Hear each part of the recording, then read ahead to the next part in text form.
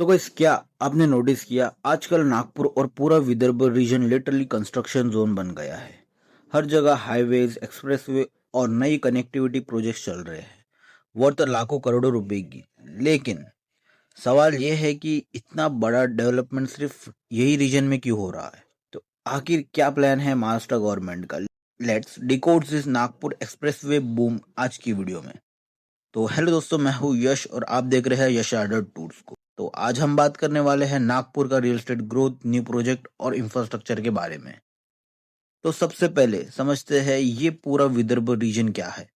महाराष्ट्र के north east part में आता है, जिसमें नागपुर और अमरावती दोनों बड़े डिवीजन हैं। इन दोनों डिवीजन में टोटल 11 डिस्ट्रिक्ट आते हैं, जैसे नागपुर, चंद्रपुर, अकोला, बुल्ढाना, गोंदिया, यवतमाल और वर्धा।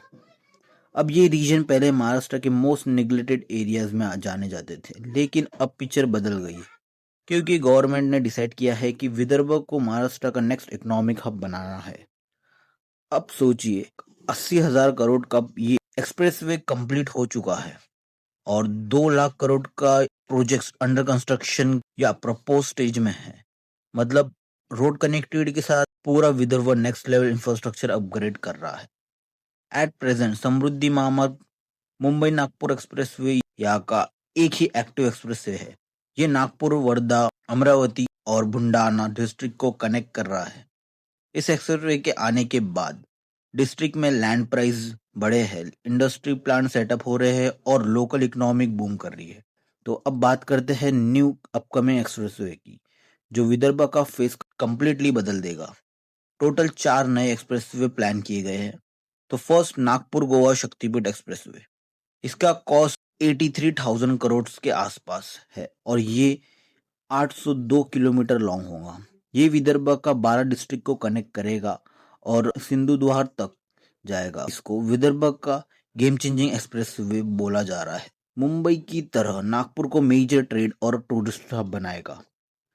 Second, Nagpur Gondia expressway. 21,670 करोड़ का ये प्रोजेक्ट, जो ट्रैवल टाइम 3 घंटे से कम करके सिर्फ 1 घंटे में करेगा। ये भंडारा और गोंदिया को नागपुर से हाई स्पीड कनेक्टिविटी देगा।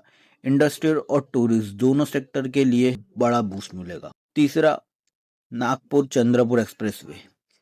21,700 करोड़ का ये कॉरिडोर्स 190 किलोमीटर लॉन्ग होगा, जिसमें चंद्रपुर फाइनली एक्सप्रेसवे नेटवर्क से जुड़ा जाएगा। ये माइनिंग और फॉरेस्ट बेस्ड इंडस्ट्री के लिए इंपॉर्टेंट होगा। चौथा, भंडारा और Gadchiroli expressway. Shortest expressway 94 kilometre का विद 12,300 करोड़ कॉस्ट। लेकिन ये महाराष्ट्र का सबसे बैकवर्ड डिस्ट्रिक्ट गढ़चिरोली को स्पीड नेटवर्क से कनेक्ट करेगा।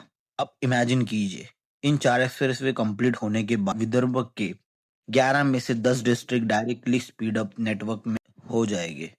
सिर्फ अकोला बच गया है, जिसके लिए डीपीआर तैयारी में है। ये project MSDRC, Maharashtra state road development corporation के थ्रू एग्जीक्यूट होगा। इनका मेन एम है कि कनेक्टिविटी बढ़ी जाएगी, लॉजिस्टिक और कॉस्ट कम होंगे और इकोनॉमिक ग्रोथ बूस्ट करेगी। पहले नागपुर से मुंबई तक 1 टन माल ले जाने का कॉस्ट 2,600 पर टन था। समृद्धि महामार्ग के बाद ये घट के 1700 से 1800 पर टन हो गया है। जब ये नए एक्सप्रेसवे बन जाएंगे, लॉजिस्टिक कॉस्ट और कम होंगी और इसका डायरेक्ट बेनिफिट मिलेगा फार्मर्स, बिजनेसेस और आम जनता को। तो गाइस, ये सारे एक्सप्रेसवे मिलते हैं विदर्भ को महाराष्ट्र का लॉजिस्टिक कैपिटल बनाने देंगे। तो बेटर रोड्स का मतलब है न्यू इंडस्ट्रीज, न्यू जॉब और लैंड एप्रिसिएशन। यही रीजन है कि नागपुर और सराउंडिंग रीजन में रियल एस्टेट इन्वेस्टर का इंटरेस्ट रैपिडली बढ़ रहा है। सबसे इंटरेस्टिंग बात, न्यू नागपुर सिटी का कंसेप्ट भी रेडी हो रहा है, जहाँ प्लान टाउनशिप, आईटी पार्क्स और लॉजिस्टिक जोन बनाए जाएंगे। जब ये सारा एक्सप्रेसवे कनेक्ट होगा तो Nagpur later in next gen Mumbai बनने की तरफ होगा। तो गाइज, आपको क्या लगता है, क्या नागपुर अगला मुंबई बन सकता है एक्सप्रेसवे के बाद? कमेंट में अपनी राय जरूर बताइएगा। ये वीडियो को लाइक और शेयर जरूर करना, सब्सक्राइब करना मत भूलना। यश आर्डर टूर्स को आपको मिलती है नागपुर रियल एस्टेट की हर एक लेटेस्ट अपडेट।